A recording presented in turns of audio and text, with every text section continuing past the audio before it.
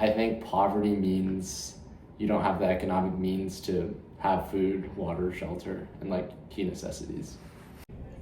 We should define and measure poverty by the size of the country's population. We can also determine this by gender, race, and age.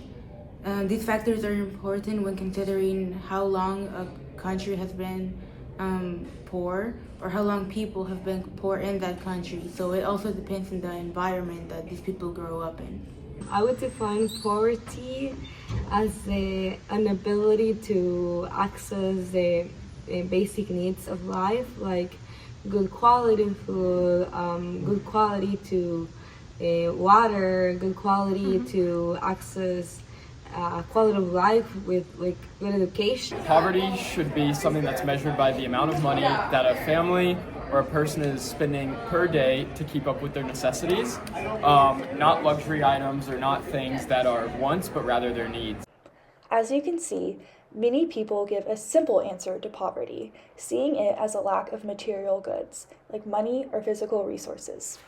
We offer a more comprehensive definition of poverty that focuses on the opportunities people have to succeed.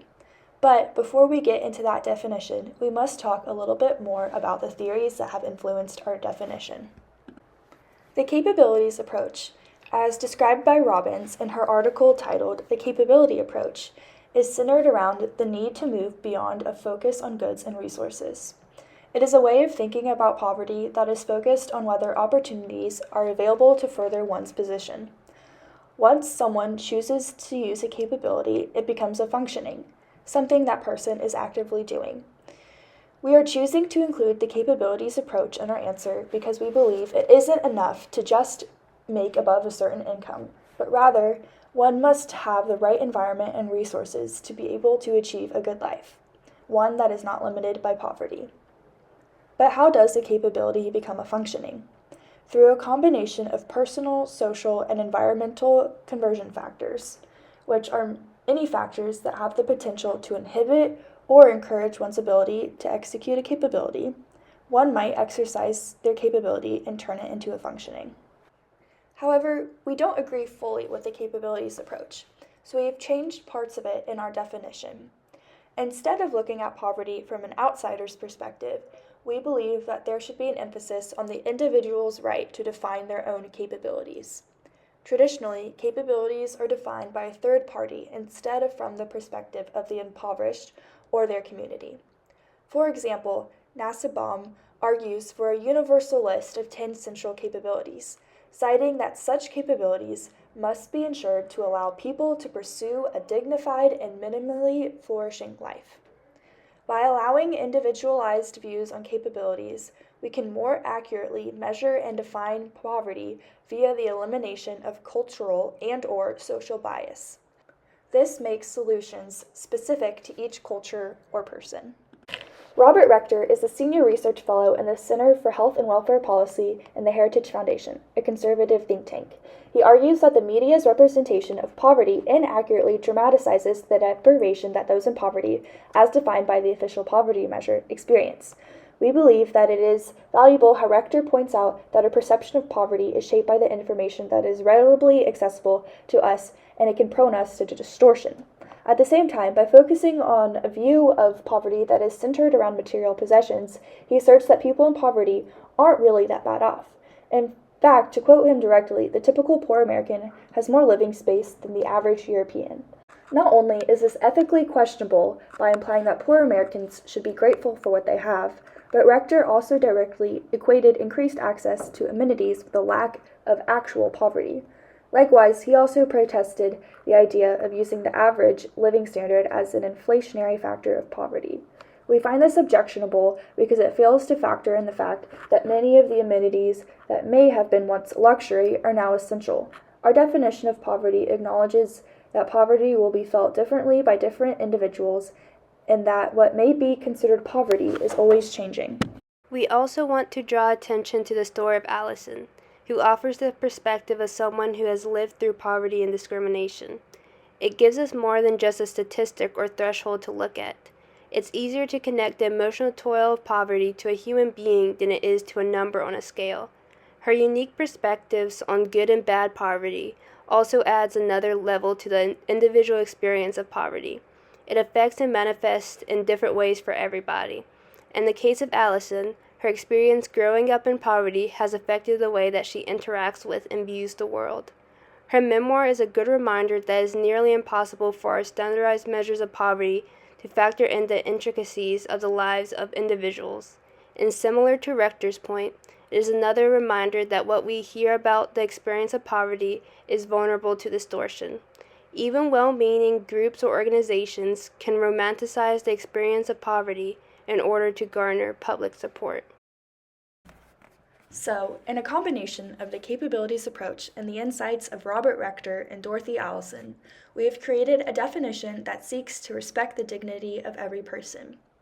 We believe poverty should be defined as an inability to obtain a life that those in one's community would consider comfortable, meaning that this threshold would change from place to place. Poverty should be measured and evaluated from the perspective of the impoverished individual and their culture, acknowledging that a person may need different things in order to achieve a comfortable life. We know that no definition or system of measurement will be perfect, but we do want to address some of the biggest concerns that even we had with our offered definition. Number 1, how do we know that those in poverty know what they really need? Many people have reason to criticize the way that decisions about the way to solve poverty are usually made by politicians, scientists, or other parties that could be considered the elite. We too warn against falling into a way of thinking that discounts the practical knowledge of those who need help. It is simplistic to assume that the only knowledge that is of value is that gathered through formal education. We argue that the most valuable bit of information about poverty is the actual experiences of those experiencing it. And if we are trying to improve well-being, it is disrespectful to attempt to tell someone that their understanding of a good life is wrong. Number 2, what if the level of comfort in a community is unrealistically high or low? We acknowledge that this can be a problem, especially in communities that have widespread poverty. It is easy to see how having the same level of comfort as those around you may mean that you're actually still suffering. In response to this, we would point out that community and culture can be thought of on various scales. While we typically think of community on a local level, we are also all a part of the Earth community. Thus, our measurement of poverty would also take into account the comfort of individuals compared to people globally, which help account for the effects of unrealistic expectations. Number 3, how would we apply this measurement of poverty globally? What about standardization? Part of the reason why we believe our definition measure of poverty to be one of the most comprehensive is because of its lack of standardization. By keeping our definition and measure flexible, it is easy for poverty to be addressed in the context of the specific culture and environment of distinct individuals. While some would argue that this may make comparisons across countries difficult, the fact that our definition is looking specifically at well-being, an inherently subjective concept, means that this lack of standardization actually makes it more generalizable. While we are not political scientists, we believe that it is still important for even the layman to theorize about solutions to poverty, and we offer to begin this important discussion. Instead of federal governments being at the forefront of the implementation of poverty-reducing policies, local and state governments should be given more power and take more responsibilities. This will allow solutions that are personalized to fit the specific and diverse needs of the individuals and the community. In order to focus on each specific individual, we believe that each county should survey its people and determine the average level of well-being of individuals and whether or not individuals are reporting that they feel that they have the capability to achieve a good life with hard work. The counties would then report the conclusions about the well-being of each individual to the state government, who would confirm these findings and then report them to the federal government. Not only would this ensure that each person is cared for, but it would also lead to a greater sense of trust for the government, something that is increasingly at risk today.